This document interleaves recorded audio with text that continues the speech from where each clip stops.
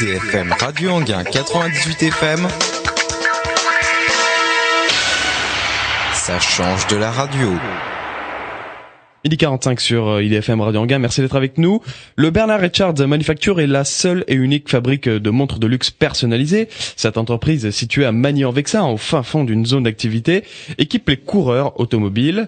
Bernard Richards, c'est notre coup de cœur du jour. C'est le patron également de cette entreprise. Il a fait ses gammes auprès de ses parents avant de se lancer dans la création de l'entreprise. Il est avec nous pour parler de cette entreprise, de son succès, mais aussi de ses difficultés. Coralie, c'est votre invité. Bonjour Bernard Richards. Oui, bonjour. Vous êtes le directeur de Bernard Richards Manufacture, ou BRM, mais avant tout un passionné d'horlogerie. D'où vous est venue cette envie de créer votre propre entreprise? Écoutez, d'abord, j'ai créé mon entreprise il y a déjà quelques dizaines d'années. En fin de compte, moi, je suis horloger de métier et donc ma passion pour les sports mécaniques m'a invité à créer donc BRM, qui est une entreprise d'horlogerie, mais uniquement tournée vers les sports mécaniques. Et vous équipez vos montres d'un chronomètre. C'est une marque de fabrique? Alors, non, un chronographe, c'est pas une marque de fabrique. En fin de compte, je vais vous dire une chose, c'est un outil dont on ne se sert pas beaucoup, mais qui est très masculin. C'est-à-dire que vous avez la majorité des montres qui sont sur le marché sont des montres à 3 aiguilles, heure, minute, seconde, seconde. Et lorsque vous êtes avec un esprit un peu plus sportif, obligatoirement, vous êtes tout de suite attiré vers les chronographes.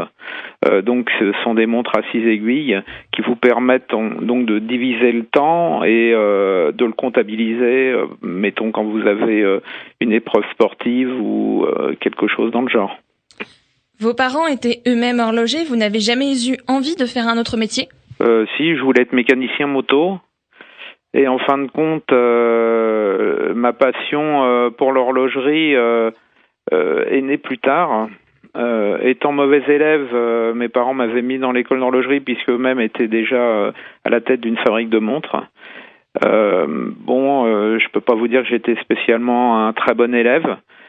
Par contre, à l'atelier, je me défendais pas trop mal. Et donc, lorsque j'ai eu fini de faire cette école d'horlogerie, qui est l'école d'horlogerie de Paris, qui existe toujours, je me suis dit, je vais faire de la micromécanique. Et en fin de compte, de fil en aiguille, je suis arrivé à rester dans le métier de l'horlogerie, quoi. Vos modèles sont inspirés des sports automobiles. Comment avez-vous adapté vos montres aux pilotes? Alors, j'ai de la chance, moi, d'avoir quand même beaucoup roulé dans ma vie, que ce soit en karting ou en voiture.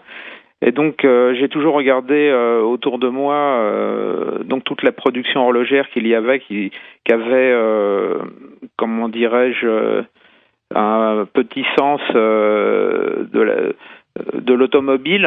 Ça veut dire que vous avez des montres qui sont tournées vers les avions, d'autres qui sont tournées vers la voiture, d'autres vers les bateaux, etc., suivant les passions des gens. Mais moi, je trouvais qu'en fin de compte, tout ce qu'il y avait sur le marché, vous étiez toujours obligé de mettre un pilote à côté d'une montre pour montrer qu'elle avait un rapport avec ou l'automobile, ou le bateau en mettant un bateau, ou l'avion en mettant un avion. Normalement, il n'y a pas besoin de tous ces artifices. En fin de compte, si le travail est bien fait, c'est-à-dire si la montre elle est bien pensée, du premier coup d'œil, vous devez savoir qu'elle a un rapport avec la passion des gens.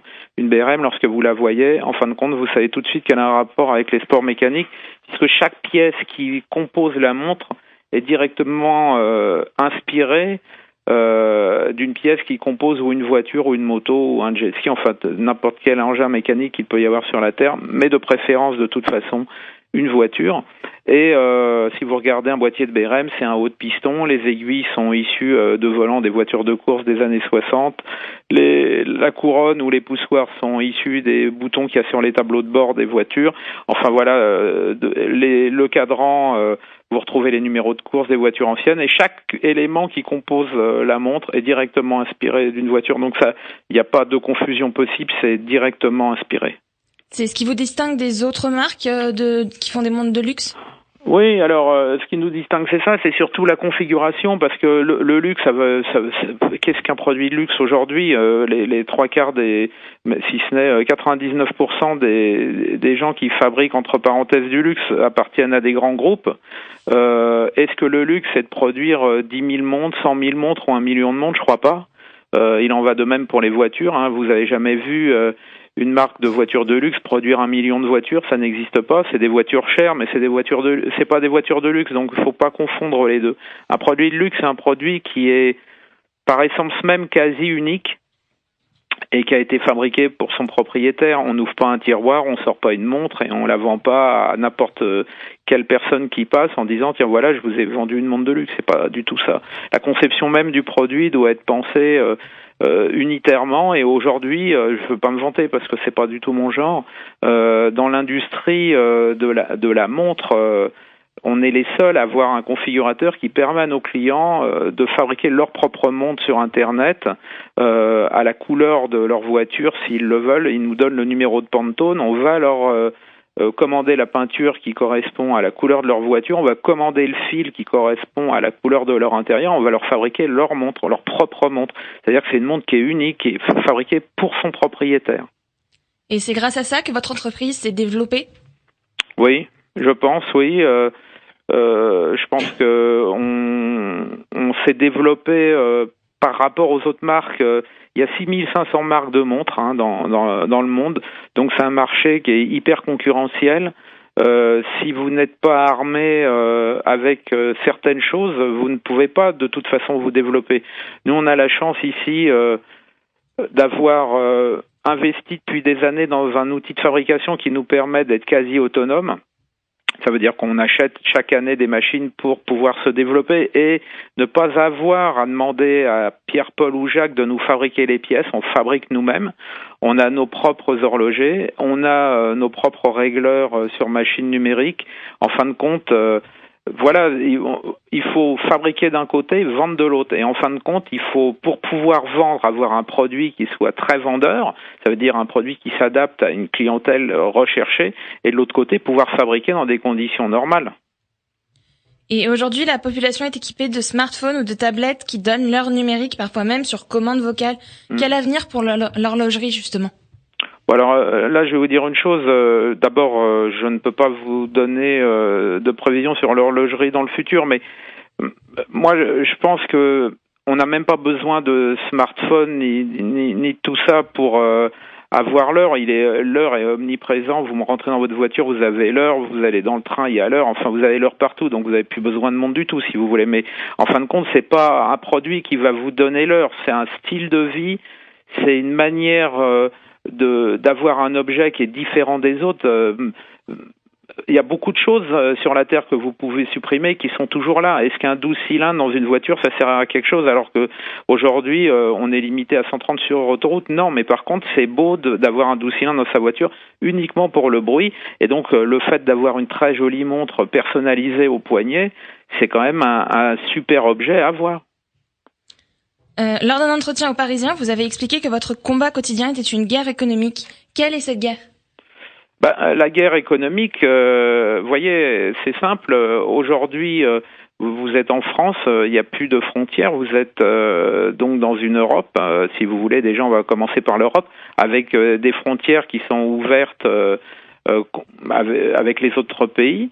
Et donc, vous avez déjà le fait de pouvoir fabriquer un produit dans un espace donné à un prix donné. Donc ça, c'est déjà un programme, si vous voulez. Ça veut dire que vous achetez une machine, vous devez pouvoir faire tourner votre machine avec un nombre d'heures chaque semaine qui est limité par rapport à d'autres pays. Donc déjà, la guerre commence là. Après, moi, ma guerre, je vais vous dire, c'est la guerre. Moi, ce que j'aime, c'est aller me battre contre les autres marques de luxe, parce qu'en fin de compte, nous, on est tout petits, et donc, en fin de compte, la taille nous permet de virer très rapidement. Vous voyez, si vous avez un porte-avions ou si vous avez un gros pétrolier, il vous faut des kilomètres pour pouvoir tourner. Nous, on a une toute petite barque et on tourne sur place. Donc, ça nous permet d'être très, très réactifs. Moi, je passe quasi 3-4 mois par an en dehors de mon bureau à voyager, à aller chercher des nouveaux marchés et des nouveaux clients. Et donc, la guerre, moi, c'est tous les jours que je la vis. Mais c'est pas parce qu'aujourd'hui il y a une guerre économique que c'est dans n'importe quel métier que vous allez faire que vous avez ça. En fin de compte, c'est très bon parce que la concurrence stimule, ça vous permet d'être plus fort tous les jours. Je me lève et je me dis, waouh, c'est super, aujourd'hui, on va vraiment encore se battre. Et ça, c'est vraiment, avec toute mon équipe, on est très très content de mener ce combat-là. Merci Bernard Richards. Je rappelle que vous êtes le directeur de l'entreprise Bernard Richards Manufacture qui fabrique des montres de luxe personnalisables pour les coureurs automobiles. Je vous remercie. Merci.